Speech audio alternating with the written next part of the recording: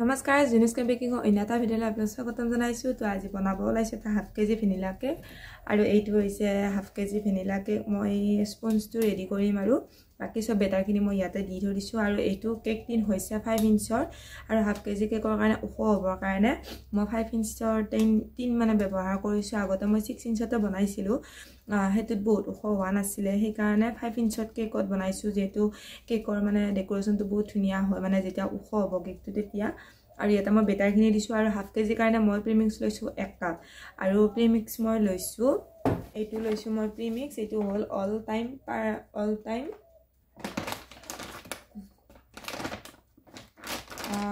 time cake mix বুলি আছে এইটো অল টাইম কেক মিক্স বুলি আছে আৰু এইটো মোৰ 5 কেজি কেক হয় ইগলেছ প্ৰিমিক্স হয় আৰু বহুতে খুজিথাকে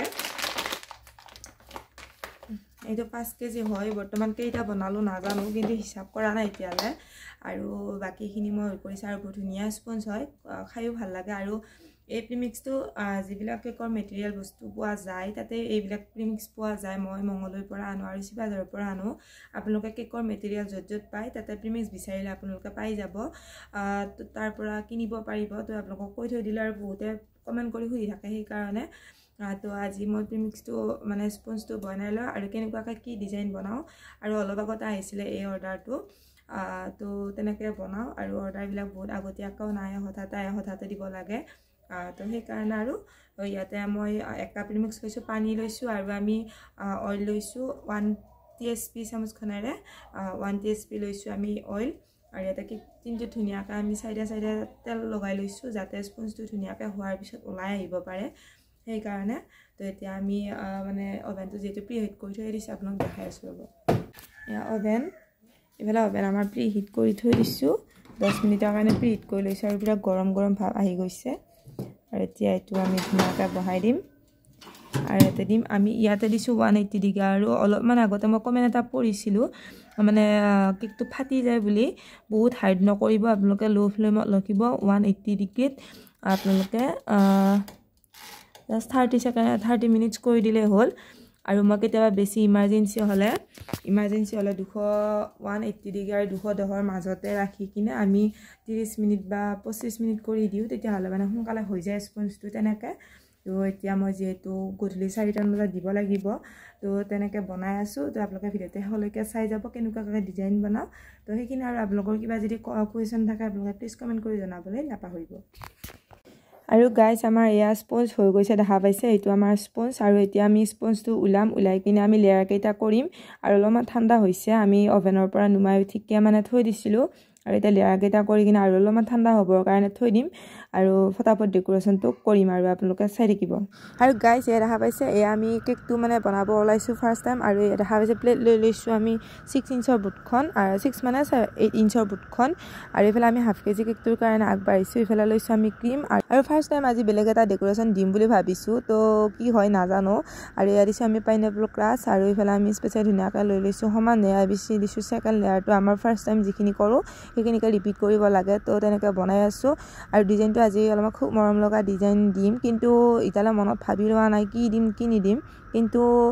বনাম আৰু কিবা এটা কি হয় নাজানো হেখলৈকে জানেই নহয় আপোনালোকে আজিকালি মানে ডিজাইন বিলাক মানে সব গিলা একানিছে ডিজাইন থাকে আৰু যেটা আপোনালোকৰ কাৰণে মই ভিডিওটো বনাও সেইকাৰণে অলপমান বেলেগকে দিবলৈ ট্ৰাই কৰিছো আৰু এয়া লৈছো আমি অলপমান ইয়েলো কালাৰ লৈ লৈছো ক্ৰীমটো আৰু গোটেই মানে সাইডৰ ফিনিশিংটো ইয়েলো কালাৰে কৰিম আৰু তেনেকা আমি সাইডৰ খিনি ধুনিয়াকৈ সমান কৰি আছো আৰু এই ডিজাইন এই কেকটো অৰ্ডাৰ দিছিলে আমাৰ ওচৰৰে বৌ এজনীয়ে দিছিলে তাৰ ৰেগুলাৰ কাস্টমাৰ মানে এইবাৰ সেকেন্ড টাইম মোক অৰ্ডাৰ দিছে আৰু তেওঁ মানে কৈছিলে কি তেওঁ প্ৰথমটো যেটো কেক লৈছিলে তেনেকুৱাই বনাই দিব দিছিলে কিন্তু আপোনালোকে তো সেই ডিজাইনটো দেখাই পাইছে কিন্তু ভাবিছো মই অলপমান বেলেগকে ডিজাইনটো দিও তাৰ ল'ৰাৰ কাৰণে হয় জন্মদিনটো সেইকাৰণে ভাবিছো অলপমান বেলেগকে দি দিও কিন্তু কি হয় নাজানো আৰু এটা নতুনকে অনলাইন কৰি আনা বস্তু এটাও মই ব্যৱহাৰ কৰিম এইবাৰ ফাৰ্স্ট টাইম আৰু ইফালে দেখা পাইছে না এটা ডেকোৰেশন কৰি দিছো ওপৰত মানে কি হয় নাজানো আৰু সেই বস্তুটো ভাল নে বেয়া কিন্তু সেই বস্তুটো এইটো সেই বস্তুটো হৈছে এইটো আৰু এইটো মই দিছিলোঁ 200 কিবাখিনি টকা মই গোল্ড কালাৰ আৰু চিলভাৰ কালাৰ দিছিলোঁ কিন্তু তেওঁলোকে কি ভুল কৰি নাজানো কিন্তু 4টা কালাৰ আহিছে এই 4টা কালাৰৰ দাম আছিলে 400 কিবাখিনি টকা কিন্তু মই অলপমান লাভতে আহিছে কিন্তু মই যিটো বিচাৰিছিলোঁ সেইটো নাপালোঁ চিলভাৰ কালাৰটো পালোঁ কিন্তু গোল্ড কালাৰটো নাপালোঁ পিংক কালাৰ ব্ৰাউন কালাৰ আৰু এটা অৰেঞ্জ কালাৰ আছিল নেকি নাজানো আৰু এটা চিলভাৰ কালাৰ আছিলে তেনেকৈ আহিছিলে কিন্তু ফাৰ্ষ্ট টাইম ব্যৱহাৰ কৰিছোঁ মই খাই চাইছোঁ গোটেইখিনি মিঠা মিঠা লাগে একদম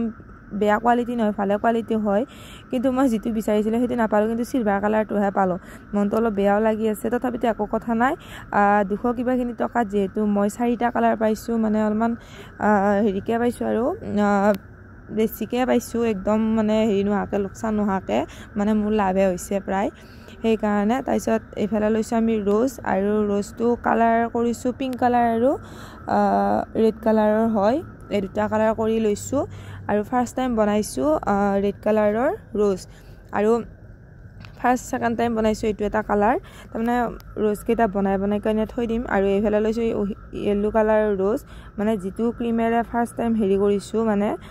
ফিনিচিং কৰিছোঁ সেইটোৰে আৰু এইফালে লৈছোঁ এতিয়া য়েল্লো কালাৰৰ ৰ'জটো আমি বহাই দিলোঁ তাতে আকৌ আমি বনাইছোঁ য়েল্লো কালাৰ মাজত আমি য়েল্লো কালাৰ দুটা দিম ৰ'জ আৰু থাৰ্ডটো হৈছে এইটো ৰেড কালাৰৰ মানে এনেকৈ 4টা কালাৰ আমি দি দিছোঁ যিখিনিত আমি ড্ৰপ দিছোঁ মানে দেখাই পাইছে পিংক কালাৰৰ যিটো আমি গানাজ দিছোঁ চাইডে গানাজ বুলিয়ে ক'ব লাগিব তো তেনেকৈ আৰু ইফালে R11 নজলটোৰে ফুল বনাইছোঁ দেই গাইজ আৰু ইফালে অলপমান কৰি 2-3টা বনাই দিছোঁ আৰু বুটখন ধুনীয়াকৈ মুচি লৈছোঁ ফাৰ্ষ্ট টাইম মই বুটখন অলপমান ভালকৈ মুচিব নহ'ল কিন্তু ভাবিছোঁ তলৰ বুটখনিত মই বৰ্ডাৰটো নিদিওঁ কিন্তু এইটো চাইডে যিহেতু অলপমান ভাল নালাগিলে আৰু বুটখনো ভালদৰে হেৰি নহ'ল সেইকাৰণে চাইডটো যিফালে আমি ড্ৰপ দিয়া নাই কালাৰৰ সেইখিনি ফালে দিয়া নাই মই তলৰ বৰ্ডাৰটো কিন্তু যিখিনি দিয়া নাই সেইখিনি দিছোঁ বৰ্ডাৰটো আৰু ইফালে দিছোঁ আমি পাত আৰু পাতৰ কাৰণে আমি গ্ৰীণ কালাৰ ধুনীয়াকৈ লৈ লৈছোঁ আৰু ৰ'জটো অকণমান মানে ফাগ হৈ আছিলে সেইকাৰণে অলপমান সিফালে দি দিলোঁ আৰু পিংক কালাৰ মানে গ্ৰীণ কালাৰ ধুনীয়াকৈ পাতকেইটা আমি দি দিছোঁ কিন্তু খুব ভাল লগা হৈছে মোৰ আপোনালোকৰ ভাল লাগিছে নে কমেণ্ট কৰিব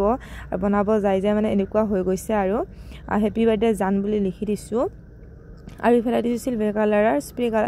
স্প্ৰে কালাৰটো মাৰি দিছোঁ আৰু এইটো হৈছে আমাৰ স্প্ৰে কালাৰ আমাৰ ডেকোৰেশ্যনটো প্ৰায় সম্পূৰ্ণ হৈ গ'ল